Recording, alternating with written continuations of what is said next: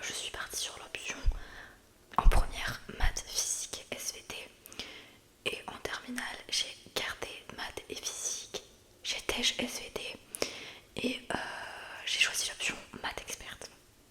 Je ne recommande pas l'option maths experte. C'est vraiment genre, à part si vous voulez rentrer en prépa, parce que c'est vraiment genre des maths de prépa et d'études supérieures en tout cas. Donc, ou que vous voulez faire une licence de maths, enfin vous avez compris, des maths d'études supérieures. Et j'ai mon bac forcément parce que c'était pendant le Covid et du coup on n'a pas passé le bac. On a eu le contrôle continu, assis, et on a passé le grand oral et la philo. Et la philo, si t'avais en dessous de la moyenne, et ben ils prenaient ta moyenne pas de philo de l'année, fort heureusement, parce que au bac de philo j'ai eu 6 et ma moyenne de philo était de 13. Bref, le bac ne vaut rien, on est d'accord, parce que c'est vraiment donné maintenant. Donc franchement, tout le monde peut l'avoir. Donc ne stressez pas pour le bac. Je sais qu'en tout cas le bac général c'est super simple à avoir. Après les bacs technologiques et pro, ça je sais que c'est plus compliqué parce que t'as vraiment plein de matières à passer. Mais après, peut-être que le contenu dans les bacs pro est plus simple. Attention, je ne dénigre absolument pas. D'ailleurs, dites-moi quelles études vous avez faites au niveau du bac et au niveau études supérieures. Et puis quel métier vous faites maintenant si vous faites un métier. Ensuite, il vient le moment de s'inscrire sur Parcoursup, la merveilleuse plateforme que tous les élèves adorent et que tous les profs adorent. Donc je m'inscris en vœu, je mets que passe, las, parce que j'avais une super moyenne, tout mon dossier était super, j'avais des moyennes de ouf et tout. Du coup je me suis dit let's go, je vais forcément être prise. Donc on s'inscrit sur Parcoursup, l'été passe et je n'ai pas de réponse pour la passe et la las. Trop cool. Donc j'étais waouh, comment je fais? Et là il y a vous savez sur Parcoursup, quand vous n'avez pas de réponse au bout d'un certain temps, Parcoursup va vous proposer des licences qui sont en rapport avec les choses que vous aimez. Enfin parce que quand tu t'inscris, bref, il faut renseigner certains trucs et du coup ces renseignements servent au cas où si tu n'as pas de réponse à tes vœux. Donc du coup Parcoursup me propose une LLCER anglais-espagnol, donc une double licence de langue à Grenoble. Du coup je me dis bon bah je vais accepter parce que enfin je sais pas, la passe c'est genre mi-juillet là, j'ai toujours pas de réponse. Faut que je prenne un appartement, enfin faut que je m'organise quoi. Donc du coup bah j'accepte là définitivement, mais sans renoncer à mes vœux. J'accepte définitivement la double licence espagnol-anglais. Et donc du coup bah, avec ma mère on part, moi je pars, elle m'aide à m'installer à Grenoble. J'ai pris un appartement à Cessiné-Parisé qui est non loin de la fac de l'UGA. Je crois que c'était à 20 minutes en tram. Et du coup me voilà en fac de l'LCR, double licence anglais-espagnol. Donc je fais la rentrée, tout ça, je fais quelques cours et là je me dis non, l'espagnol ce n'est pas possible. Déjà qu'au lycée, pendant 3 ans j'ai une prof pipe, vraiment trop nulle. Là je ne comprends rien en espagnol, c'est-à-dire que là le prof faisait des phrases, je ne comprenais rien. Et puis il faut savoir qu'en fac de LLCER, que ce soit en anglais ou en espagnol ou d'autres langues, vous ne parlez quasiment que dans cette langue. Donc c'est-à-dire que les profs, la plupart du temps, font les cours en cette langue, à part quand c'est en TD ou en grammaire française, genre en grammaire d'anglais, bref. Mais la plupart des cours sont dans la langue que tu as choisie. Donc sachant que je ne captais pas un mot d'espagnol, que je ne savais pas conjuguer un verbe, que bref, je ne savais vraiment rien faire. Donc du coup j'ai dit je veux abandonner cette langue.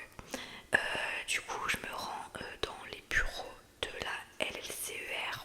Non, au début je voulais pas abandonner anglais-espagnol. Je me suis dit je veux plus faire LLCER, je vais aller en LEA. Du coup j'étais allée au bureau d'administration de la LEA et la meuf nous avait reçu super méchamment, elle nous avait dénigré et tout. Donc du coup elle nous a dit non c'est plus possible, on faudra voir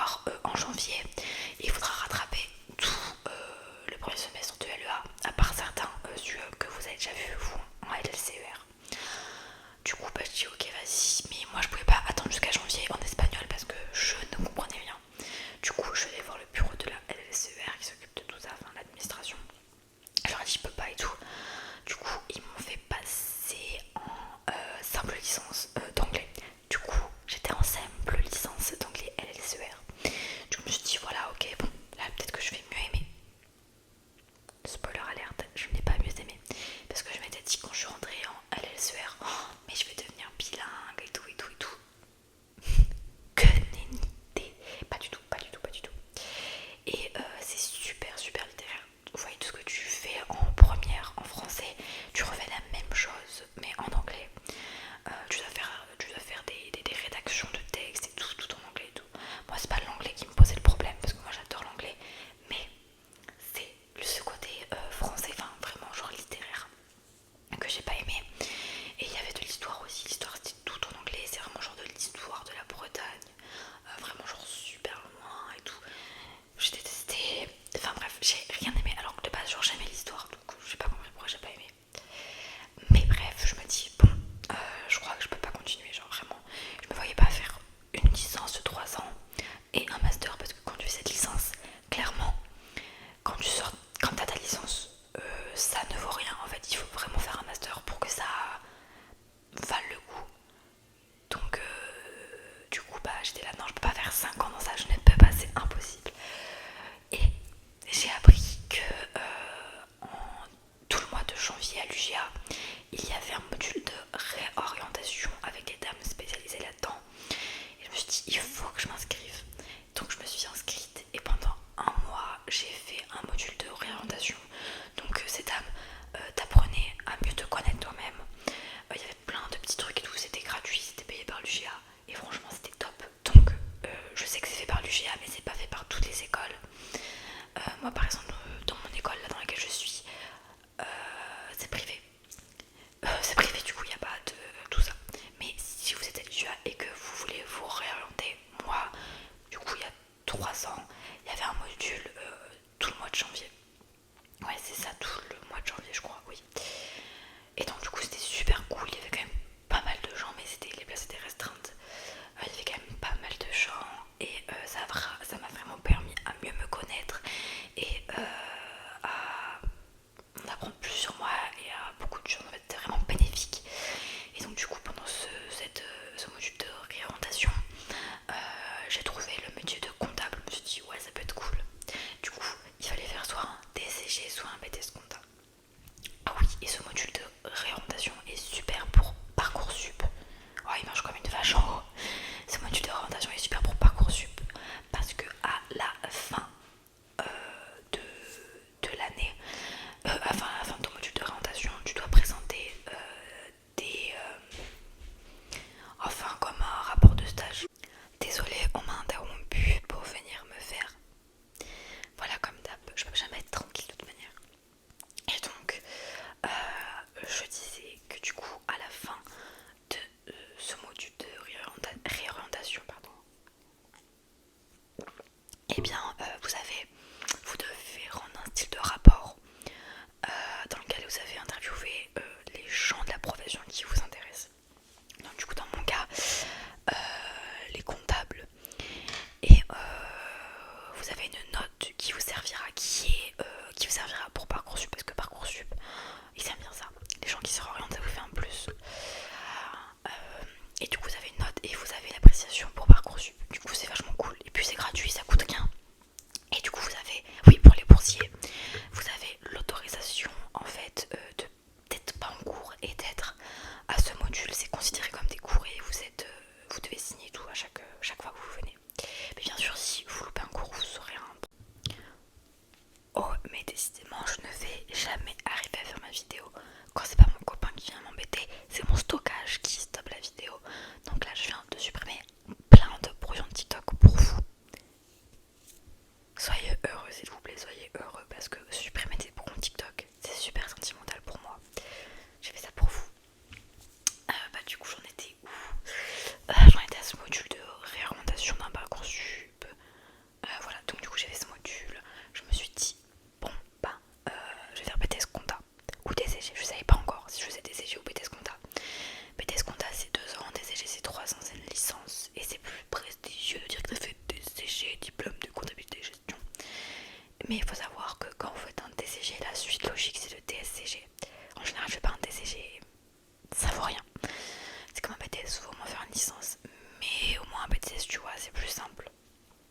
Et avec ma fille, c'était mieux un BTS qu'un DCG. Mais bref, quand j'ai fait le module de réorientation, je ne savais pas encore que j'étais enceinte. Enfin si, à la fin du module de réorientation, je savais que j'étais enceinte. Mais j'ai appris que j'étais enceinte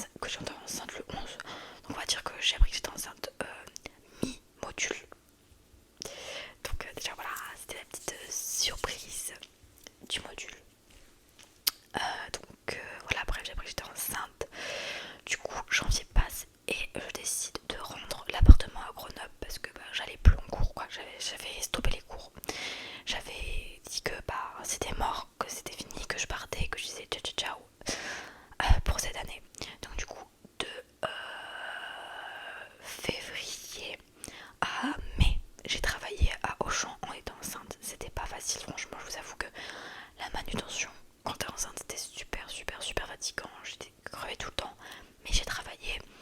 Et ensuite j'ai eu mon congé devait être en mai, mi-mai, donc j'ai été en congé, voilà, maternité. Et du coup après j'ai pas repris parce que j'étais mi-mai. Non, de base c'était mi-juin, mais je me suis arrêtée avant parce que j'en pouvais plus avec mon ventre, j'avais trop mal au dos, j'ai cru que j'allais m'évanouir à chaque fois et tout, mais j'ai quand même pas mal tenu. J'ai tenu jusqu'à mon 8e mois, donc voilà, c'était cool. Voilà, du coup je me suis arrêtée. Ensuite j'ai passé juin, juillet, et le 13 juillet j'ai accouché de ma fille. Et faut savoir que oui, j'ai su que j'étais acceptée, soit... En fait, moi c'est pas cool. Je suis désolée, je suis brouillon. Mais du coup, oui, donc j'ai arrêté, je suis rentrée. Et pendant que je travaillais, il fallait quand même que je fasse mes vœux Parcoursup et mes lettres de motivation de Parcoursup. Donc, faut savoir que moi, j'avais appelé l'école dans laquelle je voulais aller. Donc je voulais aller à l'Institut supérieur technologique Mon Plaisir à Valence. Donc c'est une école privée catholique. Je voulais aller là-bas parce que je voulais pas aller à Brivois. C'est un peu des... voilà, qui traînent. Du coup il y avait que là-bas qui faisait, ou la FEMAS aussi. Mais du coup j'avais appelé les profs, enfin, le secrétariat de l'ISTM du coup. Il m'avait mis en contact avec la directrice adjointe et une prof référente de BTS Compta et un prof référent de DCG. Donc du coup j'ai parlé avec la prof référente de BTS Compta et le prof référent de DCG. Et du coup ils m'ont dit on va noter votre numéro de candidat, comme ça vu que c'est pas des machines, quand ils analysent les candidatures, et bah ils se rappelleront que c'est moi, parce que du coup je leur ai parlé de ma situation, tout ça, je leur avais montré mes bulletins, mes notes et tout. Ils m'ont dit franchement BTS ou DCG vous serez accepté. Donc sur Parcoursup j'ai mis mes vœux de DCG, mes vœux de BTS, et j'ai été acceptée en BTS et en DCG. Donc là est venu le dilemme, je me suis dit tu veux quoi? Toute ma vie, je me suis compliqué la vie dans les études. J'ai pris un bac général S. J'ai fait pendant mon bac, enfin pendant tout mon lycée, j'ai fait de la section hand. Donc du lundi au vendredi, j'avais du hand tout le temps, tout le temps, tout le temps. Ensuite, j'ai voulu aller en médecine. J'y suis pas allée. Bref, mais je me suis dit, meuf, à chaque fois tu te compliques la vie. Là, tu vas avoir un enfant. Prends le plus simple. Du coup, j'ai choisi le BTS Compta. Et me voilà du coup en BTS Compta. Et je suis en 2e année. Donc dites-moi d'ailleurs si vous voulez une vidéo sur le BTS Compta. Mais moi franchement je l'aime bien, mais je ne veux pas être comptable, ou en tout cas pour mes études là qui vont arriver à la fin de la 2e année, je vais avoir mon stage de 5 semaines là lundi. Je vais le faire dans une office notariale.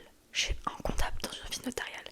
Donc il faut savoir que c'est de la comptabilité. Il y a un petit peu de comptabilité de base, mais c'est pas du tout pareil que la comptabilité générale. C'est vraiment une comptabilité spéciale.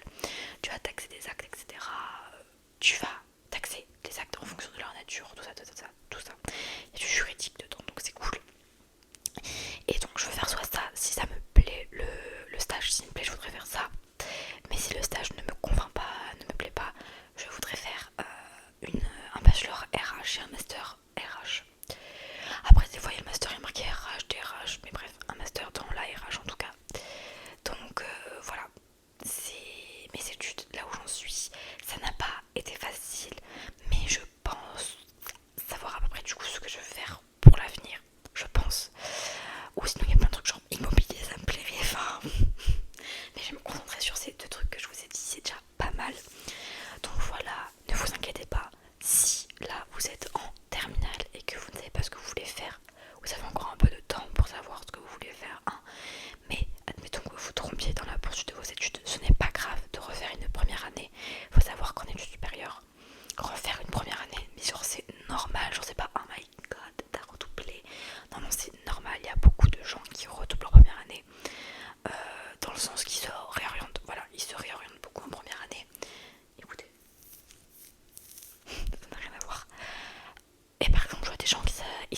2003